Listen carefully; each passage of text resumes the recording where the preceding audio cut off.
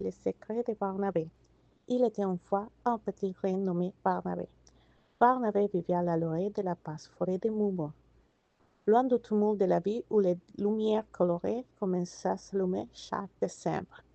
Contrairement à ses lointains cousins qui rêvaient de tirer des trumeaux, Barnabé était timide et se sentait un peu incomplet.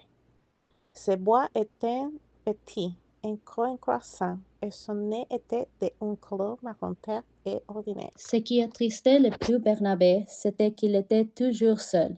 Il voyait d'autres familles d'animaux se préparer pour l'hiver, mais il n'avait personne avec qui partager le froid grandissant.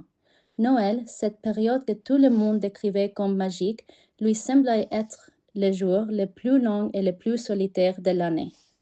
Un matin, le froid était si intense que même la laine de Barnabé semblait gelée. Il décida qu'il ne pouvait pas rester là à s'apitoyer sur son sort. Alors, avec un nœud à l'estomac, il s'aventura plus profondément dans la forêt qu'il ne l'avait jamais fait. Il marcha jusqu'à ce que le soleil commence à se coucher, tentant le ciel d'orange et de violet, juste au moment où le désespoir commençait à les gagner. Il entendait un son.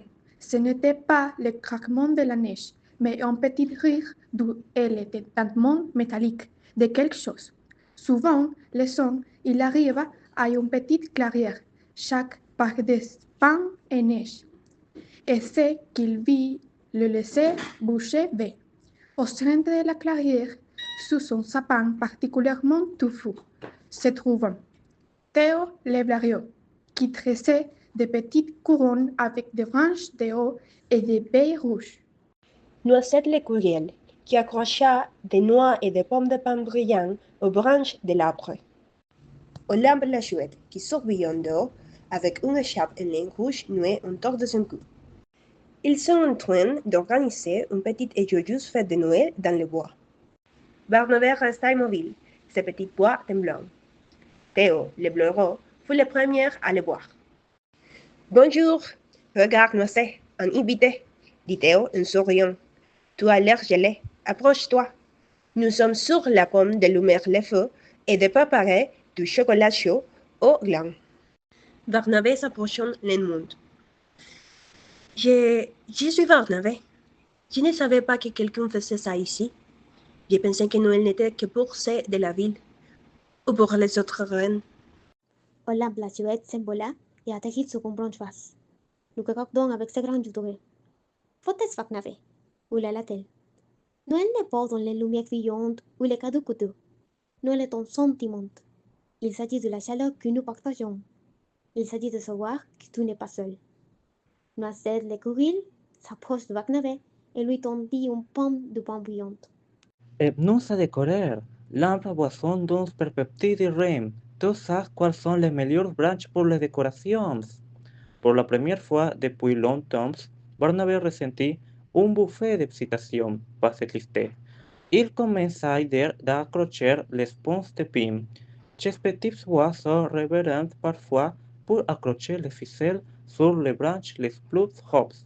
Ils rirent tandis que Théo racontait des blagues et qu'Olympie fredonnait des chants de Noël. Lorsqu'ils furent cueillis et que l'heure du chocolat en gland était l'heure, Barnabé réalise quelque chose. En regardant Théo, noissant une lampe, il ressent une chaleur profonde qui n'avait rien à voir avec le feu. Ce n'est bien que toujours brun et ordinaire, n'avait aucune importance. Il rit une ride claire et brillante qui résonne dans le clair ennuyeux.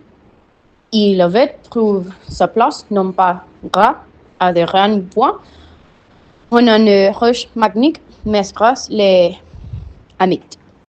Cette nuit-là, Barnabé ne partit pas. Il se blottit avec ses nouveaux amis près du feu, regardant les étoiles scintillantes au-dessus de la forêt. Il avait trouvé ce dont il avait besoin.